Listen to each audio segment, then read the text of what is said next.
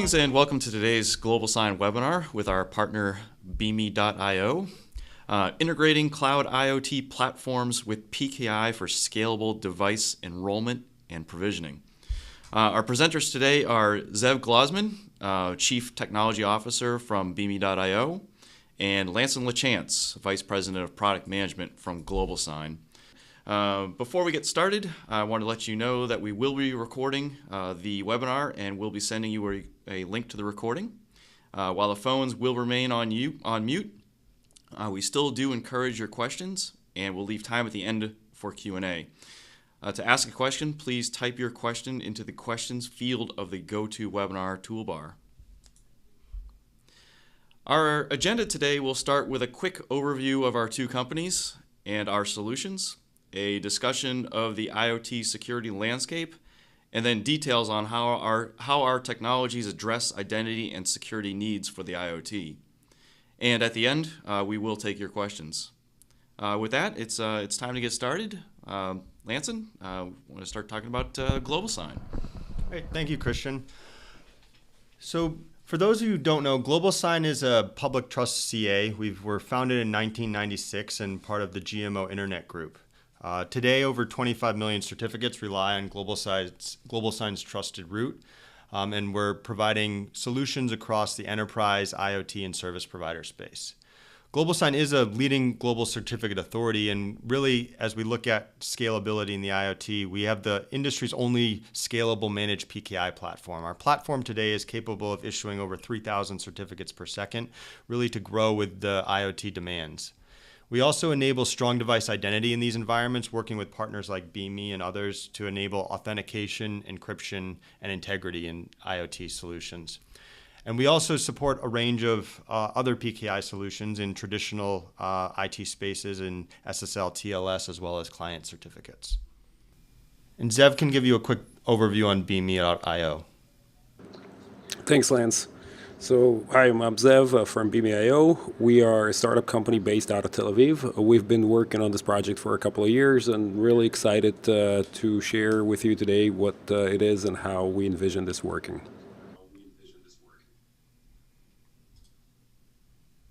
So as we get into it, a little IoT security overview here. So from our perspective, really no single company can solve the IoT security puzzle, which is why it's really essential for partners like GlobalSign and Beame to pair together and deliver more comprehensive solutions. And these are what will really help the OEMs and the IoT ecosystems win in the marketplace.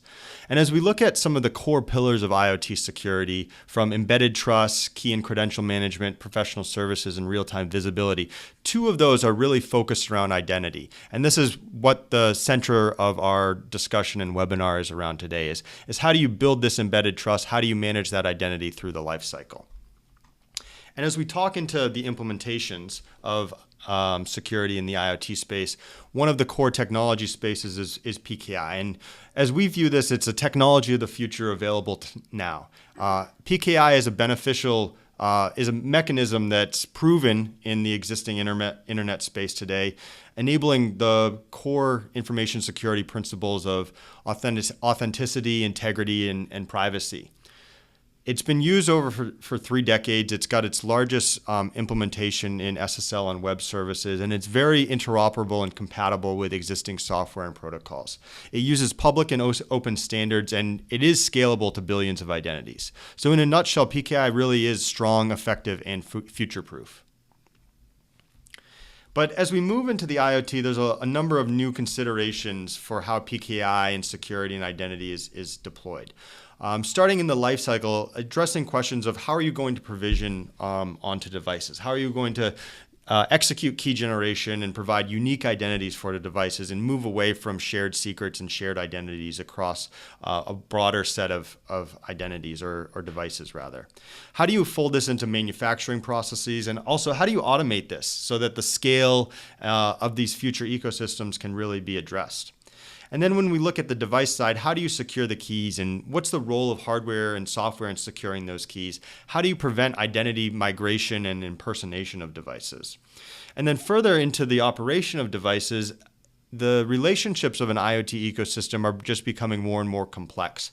And so how are authorizations and access control managed in these large deployments? And these are some of the things we'll talk about in the webinar today. So I'll hand it over to Zev to get into the meat of the presentation and cover the solution space that the partnership between BIMI and GlobalSign is delivering today. Okay, so our project focuses on identity and connectivity for everything. We're actually bundling the two together at a native TLS level. And obviously, for the IoT environment to succeed and to grow, it needs ways to provision identities, verify identities, and trust identities, right? And that express relationships that are meaningful based on those identities. And as such, there is a number of considerations that have to be taken in place. And naturally, when we talk about this, we talked about PKI. It is the gold standard. And so PKI comes in different flavors. And actually, today, all of the IoT platforms already use certificate-based authentication for devices. Yet for user authentication, they use different technologies, right? So auth and SAML and things of that nature. So these platforms have really gotten a lot of traction in the market and kind of becoming a very important thing, and because they solve very important problems, right? Which is data aggregation and centralized remote control and centralized provisioning.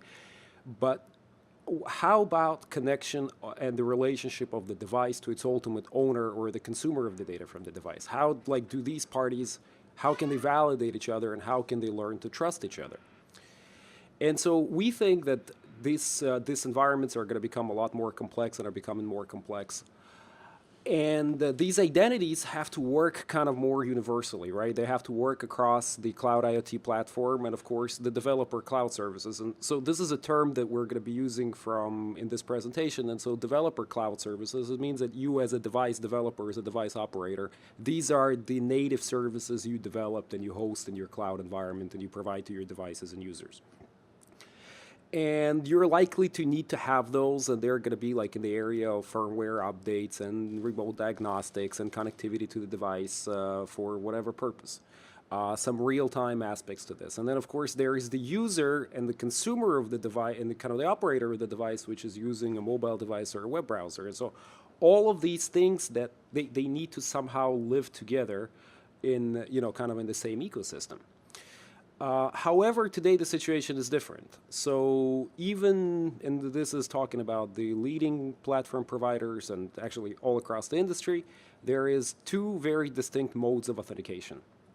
There is the cert-based authentication based off one type of a custom ID or another, and then user authentication and registration and management through an auth-based API, again, of one kind or another.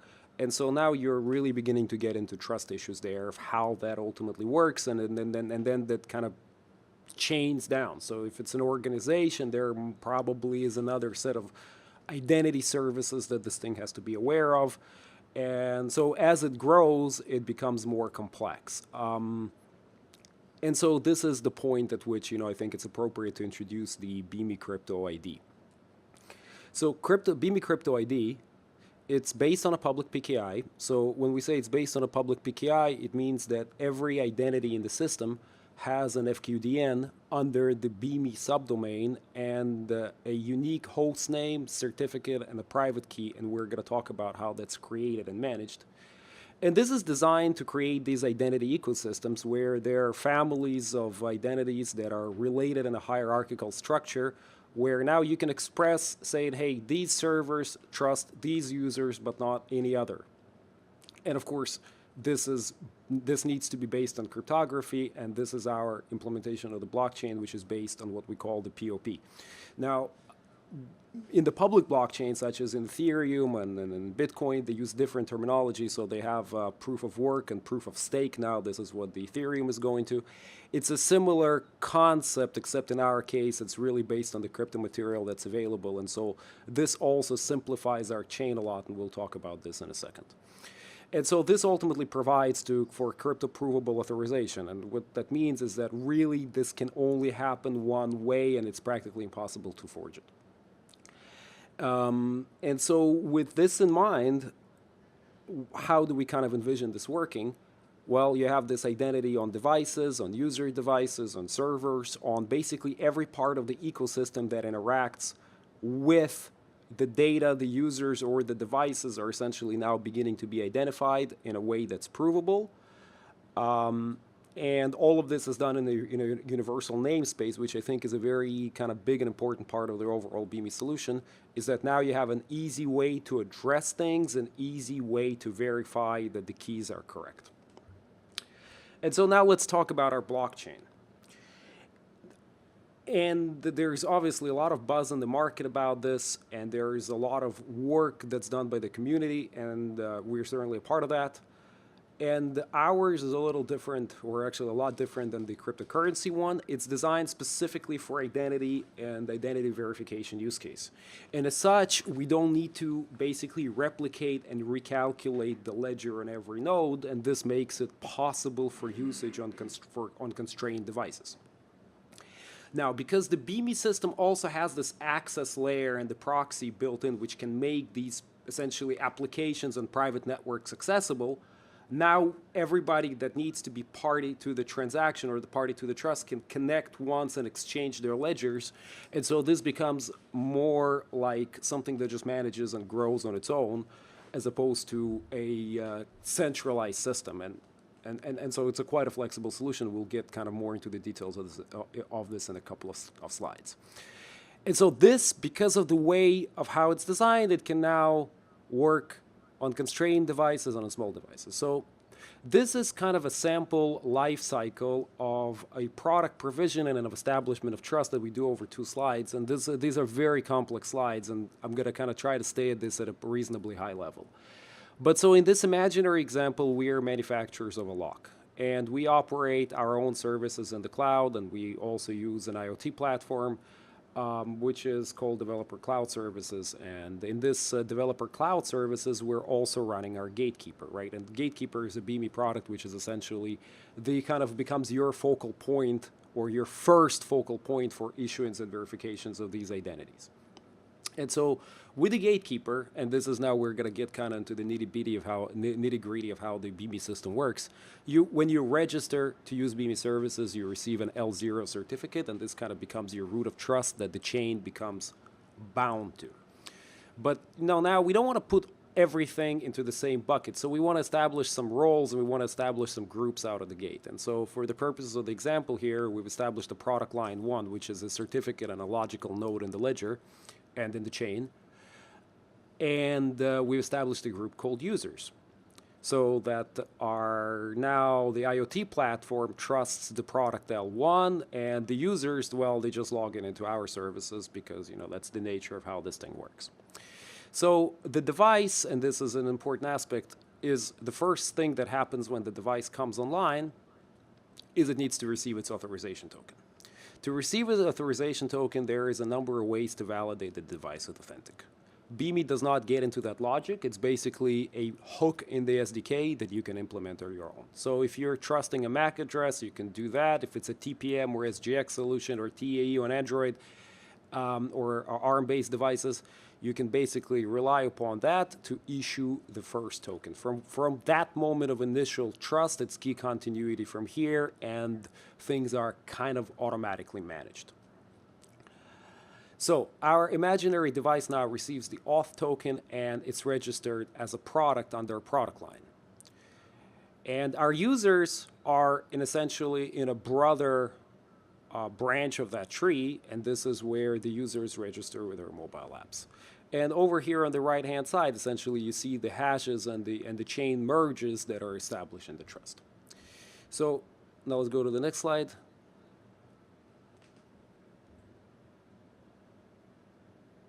So in this slide, the user now basically takes the lock out of the box, scans a QR code or an identifier that allows it to establish the pairing session with the lock. And the 2 trees become bound to each other. And now they can recognize each other cryptographically from here on out. And so in the next slide of this, we're going to take it to the next hypothetical scenario where now you are using your phone that you've authenticated with the lock after you've paired it and you created that blockchain magic, to issue an additional identity to maybe a house guest of yours, right? That basically has all the same properties. And essentially, so now you're establishing another kind of root of trust underneath the root of trust. So this is like a really delegated system. And this takes the system from being centralized to being distributed to being quite resilient as well. So why bother with all of this, right? What is the point? What is the benefit, right? One of this I just said this is the decentralization of trust. This is about automation, and this is about making things kind of delegated and easily managed, where you can verify this at every level, and it's very fine-grained. It's very fine-grained and it's provable. And then your incident response also kind of becomes reasonable, because if a device or a series of devices are compromised, well, now you have a parameter of time, right? Because you can say, well, these blockchain events after this time are the compromised ones, and you can specify them as such, and then the system, this will go into the trust effect. So this is the part about this where we talk about the crypto identity and how that works. Obviously, we kind of just touched on this briefly. We just reviewed the device use case. This also works for servers, essentially the same way, and for mobile devices and stuff like that. So now we'll talk about the second part of our solution, which is the connectivity. The connectivity is what allows, essentially, the proxy is what allows the nodes, any node of this blockchain or any node that has these BIMI certificates and host names, to become publicly accessible as an HTTPS server. And this creates, can you go, yeah, becomes accessible as an HTTP server. And so this just opens up a lot of possibilities, both on devices and on-prem deployments that simply were not available before. One is that now this is a trusted connection that is identified by mutual TLS on both sides. On the other end, now you have a native HTTP interface where you can host an HTTP server on the device, and you can make that accessible in a context of a web application to the authenticated user, right, where the system takes care of the authentication. And this will give you an interesting benefit in your development efforts, because now you're basically saying, okay, if my device has these kind of a little bit more capabilities, I can develop essentially a web front end for the device and make it available for the real-time content, or for remote control, or for SSH remote access, for any of these use cases that require connectivity to the device that falls outside of the scope of normal IoT and MQTT messaging. So with this now, I want to kind of talk about the tooling and what are the components of the BIMI solution as they're available today. So there's the BIMI Authenticator, and BIMI Authenticator is a mobile implementation of this protocol of the system. It exists for iOS right now, with Android being fairly soon. And this is an application that is both available as an SDK as well as an application readily downloadable from the App Store. When this application is capable of hosting BIMI credentials, managing the blockchain tree, and providing authorizations and authentications to basically in very similar way that our second product, which is the Gatekeeper. So if the authenticator is for the mobile, then the Gatekeeper is a server product. This can be installed in any level of the hierarchy, and this is essentially what you get when you start building a BIMI tree. If you're deploying a more capable device, this is what you're most likely going to be using. So the Gatekeeper has a number of interesting capabilities, both in terms of issuance and validations of identity credentials. It's also a SAML interface, so it can interface to other systems, and we'll talk about that in a second. And of course, then there is a device agent, which is the actual component that runs on the device. It's C++ for embedded Linux. It's a fairly lean implementation. It's small both in footprint and in its memory consumption. So now let's talk about how this kind of conceptually fits into the existing service delivery architecture for IoT. So we have the developer cloud services on the right with the gatekeeper and its SAML interface that now is basically serving as a gateway for identity to map the BME issued certificates for both users and devices to meaningful roles, right? That are essentially now meaningful in terms of the cloud service. So in case of, and in the next slide we'll talk specifically about Amazon, but this is fairly, like at this level, it's fairly generic and applies basically to, I think, almost every cloud IoT platform that supports at least federated identity. So the gatekeeper, compliant with SAML, can deliver identity proof through the mobile to the cloud services and exchange it for a token, and essentially now allow that user to access a restricted part of the cloud services and the IoT platform services, specifically talking about the device. Now, on the left-hand corner of this thing, we have the thing with the agent, and in our concept, of course, there is a direct connection to the mobile application, and that can be used for all sorts of purposes. And there is, of course, a connection to the cloud IoT platform and additional cloud services. And actually, there is an error missing here, but there would be just too much to the developer cloud services. And so this is all using the same, essentially, the same types of certificates under different branches of the tree, and using the provisioning and the automation mechanisms to make this happen. So now in the next slide, we're going to see how this specifically fits into AWS IoT. So the gatekeeper here is on the right top. There is a new, very exciting service that Amazon introduced, I think, about a year ago, which is called Cognito. Cognito has a SAML interface, and this will allow users to have, quote unquote, an Amazon identity and access Amazon services with a meaningful identity, but now based on these types of certificates. And of course, there is the IoT cloud, and then there is device all the way to the left, and we just copied the diagram from AWS. That's pretty much the same way that it was. And so then the device also has a certificate of the same kind, and then the device and the mobile can exchange data with trust either through the cloud IoT platform or the direct channel. Also important to notice is that these same certificates are can also be used by the devices to authenticate to the IoT platform, and as part of the gatekeeper, there is a special hook to allow that to happen. Now, the gatekeeper, of course, becomes the entity that will hold the ledger and kind of keep a backup of it, and that's what's going to do all the authentication based on the ledger and provide the answers based from the ledger through SAML and AWS IoT APIs to essentially deliver this full ecosystem.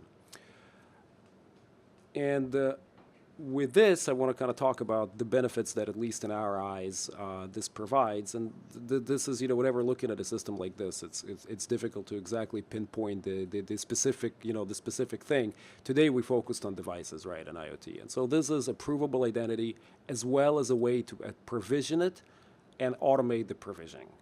Right? This is a creation of trust and pairing based on cryptography between a user and between a person or a user or a consumer of a device and a device, a thing. Of course, natively built with this ledger is a solution to all the common PKI hurdles, which is the rotation, revocation, reissuance, and stuff of that nature. We didn't go into the details of this in this presentation, just to keep this in a reasonable time and not to bore everybody to death. We're not math geeks here at all. So ability to, and so this is the way to create these identities across ecosystems. And then this HTTP access to devices without IPs, without public IPs, and essentially that are not accessible any other way, makes things a lot easier and a lot more fun. And so this is like, hey, if you can develop a web application, you can deliver it straight from the device to the overall mashup of the web application delivery. And I think that's pretty cool. So what are you to do next? Definitely check out our website. You can actually get all of these tools off of GitHub and try them for yourself. So you can get the gatekeeper and try it with a mobile application and expose some services. We have lots of tutorials, mostly on Raspberry Pi, but as well as on other platforms. And if you're interested in this type of stuff, definitely reach out to GlobalSign and let them know, and we will be happy to discuss your use case with you. And with this, I'm done. Thank you very much. Now I guess we can go to questions. Yeah, great. Thank you, Zev. Thank you, Lanson, for a great presentation. We have some questions that are coming in now. I just want to remind everyone, if you do have a question, please ask it in the GoToMeeting or GoToWebinar question field. Our first question here is, how much of a latency range is induced by this PKI system? Zev, I'll gear that one towards you first. So in terms of the handshaking, it's done one time and it's minimal. That's in terms of the ledger, because it's done one time or only when new events occur. In terms of when going through the proxies and exposing a device like that, we're talking about sub 200 milli. Obviously it depends on the quality of the connection on the internet, which I think is considered real time. And there are also options to use it without the proxy through local networks, and then it just obviously depends on the quality and the speed of the network. Okay, great. Next question. This one also will be geared towards you, Zev. Are there any device limitations to implementing a solution like this, and what kind of devices will it work with? So right now we're focused on, on Linux-based devices. So this is, let's say starting ARM4 and up. So this is definitely, ARM4, ARM6, ARM7 implementations and compatible MIPS implementations. So we've actually tried this on both. All right.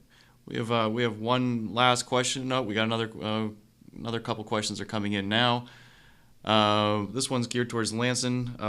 Would we be able to issue PKI certificates directly to devices? Yeah, I think this is one of the interesting dimensions, and part of the solution here is kind of addressing the issuance of certificates to devices directly, and that's really part of this comprehensive solution. And so that is exactly what we're able to do with the BME and GlobalSign partnership. Alternatively, there are a range of options we can consider, and it's back to the value proposition of leveraging PKI is that there's it's really an information security Swiss Army knife in the use cases it affords, but it's also very diverse in how this solution can fold into that manufacturing or the device lifecycle as well. So provisioning directly to devices is key. And one other comment I'll have in there is I think from our perspective, in our portfolio of partners, there's another dimension of where this solution is very complementary is around the protection of the private keys on the devices. And one of the nice things about the architecture and the BME solution is that it does the key generation on the device side, so that you're not ever having the private keys in transit or from a third party. And so from a security model, we view that as a much better practice than using shared keys or distributing keys from a central location. So there is a range of options on deploying to devices directly, though. Great, thanks, Lanson. We have two more questions that just came in. Zev, this one's right to you. Zev mentioned that Gatekeeper holds the ledger. How do you scale Gatekeeper? My understanding is that the ledger has to always be available. So the latter is typically true about every blockchain in the world except for this one. But really, how do you scale the Gatekeeper? In majority of the use cases where you have smart devices, which are devices that are capable of holding their own copies of the ledger, you really won't have to do very much. Our plan is to ultimately deliver Gatekeeper as a Kubernetes instance, which you will be just able to plug and play into your cloud environment. And so this is kind of how we think about it. Yeah, let me kind of say about the ledger not always being available, right? So if we talked about the concept of the pairing. And so under the concept of the pairing, the participating devices are all online at the time of the pairing. And provided that occurs, you don't need to scale the centralized location. So it's there to keep a copy of the data, to be able to validate a copy of the data for you to look at, but it's not an active part in the authentication lifecycle. Because we've done the pairing, right? Because we've done that pairing, the hashing and exchange of these hashes between the parties. And what they ultimately means that they've paired is they located the common trusted hashes. Great, thank you, Zev. And then our last question, Zev, I'll gear this one towards you also. What types of organizations would run blockchain validating nodes, and why would they be motivated to maintain consensus? So this is not reliant on a public, this is not reliant on miners. And this is, this is clearly what now kind of getting from the questions that people didn't get through the presentation. And so this is very, very clear, clear point that we want to make out at the front here. There is no public mining here. There is no actually, in fact, there is no mining at all. There is registration under these concepts of pairing that are generated using the crypto material that holds, that's basically the ledger. All right, great. Thank you, Zev. We did get one last question in. We do have time to answer it. So what is validity of the CA that signed the device? Lance, that might be I can geared take towards you. this one. Yeah, so this is one of the really interesting nuances of the use case is that with the BeamMe solution, these are all public trust SSL certificates. And so the domains of the certificates are issued under the BeamMeo domain, and the CA is the root CA is a public trust CA that's embedded in all of the internet connected operating systems and browsers of the web today. And so by using this solution, to one of Zev's points in here, you're able to benefit of that public trust model and operate accessible servers that can indicate trust through normal web browsers as well. And so the validity of the CA is it's a longer term CA, and it has that public trust. So yep. All right, thanks, Lanson. It looks like that was our last question, so this will conclude the webinar from today. Once again, thank you, Zev and Lanson, for a great presentation, and thank you all for attending. We look forward to speaking with you in the upcoming future here. Make sure that you check out both of our websites at beame.io and globalsign.com. Thank you very much. Thank you for watching this GlobalSign presentation. For more videos on identity and PKI, follow one of the links on your screen. And don't forget to subscribe to our channel to keep up to date with the latest video content.